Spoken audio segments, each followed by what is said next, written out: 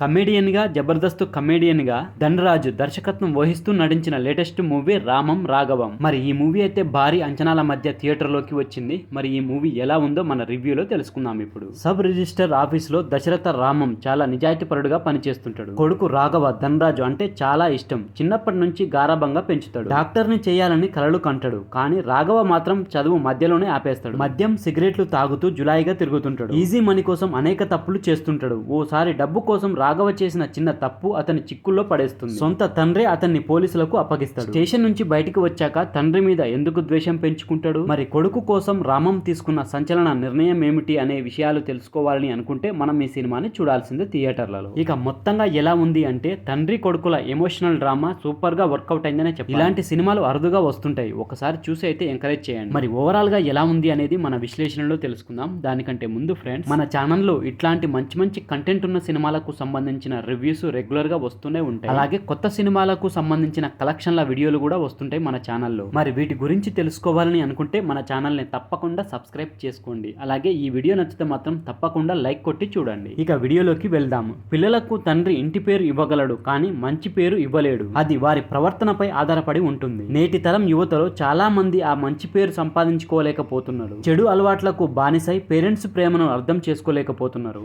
Easy money కోసం పెద్ద పెద్ద తప్పులు చేస్తున్నారు. చివరకు డబ్బు కోసం కన్న తల్లిదండ్రులను చంపేస్తున్నారు. ఇదే పాయింట్ తో రామం రాఘవం సినిమాను తెరకెక్కించిండు దర్శకుడు ధనరాజ్. అయితే దర్శకుడు ఎంచుకున్న స్టోరీ పాయింట్ ప్రస్తుత పరిస్థితులకు దగ్గరగా ఉంటుంది. రామం రాఘవం లాంటి పాత్రను మనం ఎక్కడో ఒక చోట చూసే ఉంటాం.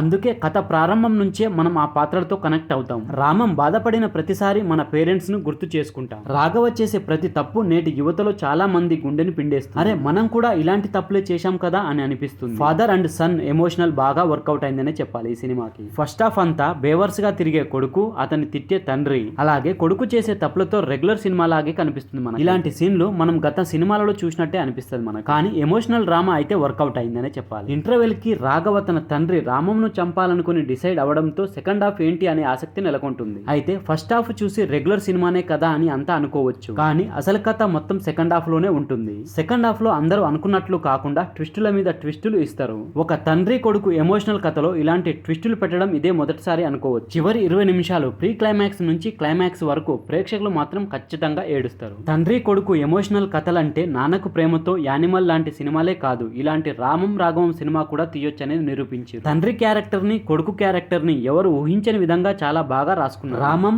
రాఘవం ఈ రెండు పదాలకు రాముడు అనే అర్థం వస్తుంది. అంటే రెండు పదాలు ఒకటే, రెండు ఒకే పదాలు అయినా రెండు డిఫరెంట్ క్యారెక్టర్స్ తో కథ నడిపించి చివరిలో టైటిల్ కి మంచి డైలాగ్ తో జస్టిఫికేషన్ ఇచ్చిర్రు. ఇక ఇన్నాళ్ళు కమెడియన్ గా కనిపించిన ధనరాజు ఈ సినిమాలో ఒక సీరియస్ పాత్రలో సెటిల్డ్ పర్ఫార్మెన్స్ ఇచ్చిండు. చివర్లో అందరికి కన్నీళ్లు పెట్టించిండనే చెప్పాలి. ఇక తండ్రి పాత్రలో సముద్రకని జీవించేసిండనే చెప్పొచ్చు. తల్లి పాత్రలో ప్రమోద్ని కూడా మంచి ఎమోషనల్ పండించింది. సత్య అక్కడక్కడ నవ్వించడానికి ప్రయత్నం చేసిండు. ఇక హరీష్, ఉత్తమం, సునీల్, మోక్ష, శ్రీనివాస్ రెడ్డి మిగిలిన నటీనటులు వారి పాత్రలో అయితే మెప్పించారని చెప్పాలి. ఇక టెక్నికల్ గా చూసుకుంటే సినిమాటోగ్రఫీ విజువల్స్ అయితే బాగుంది. ఇక లొకేషన్స్ కూడా ఆల్మోస్ట్ రియల్ లొకేషన్స్ లోనే షూట్ చేసి. ఇక బ్యాక్గ్రౌండ్ మ్యూజిక్ బాగుంది. ఎమోషనల్ సన్నివేశాలకు చాలా బాగా బీజిఎం అయితే ఇచ్చింది. ఇక నిర్మాణ పరంగా కూడా ఈ సినిమాకు బాగానే ఖర్చు పెట్టిరనే చెప్పు. ఇక దర్శకుడిగా నటుడుగా ధనరాజు సక్సెస్ అయ్యాడనే చెప్పు. ఇక ఫైనల్ గా చెప్పేది ఏమిటంటే భావోద్వేగమైన స్టోరీ కారణంగా ప్రేక్షకుడు భారమైన హృదయంతో బయటికి రావడం తథ్యమనే చెప్పాలి. ఇటీవల కాలంలో వచ్చిన మంచి ఫ్యామిలీ ఎమోషనల్ డ్రామా థియేటర్లలో తప్పక చూడండి.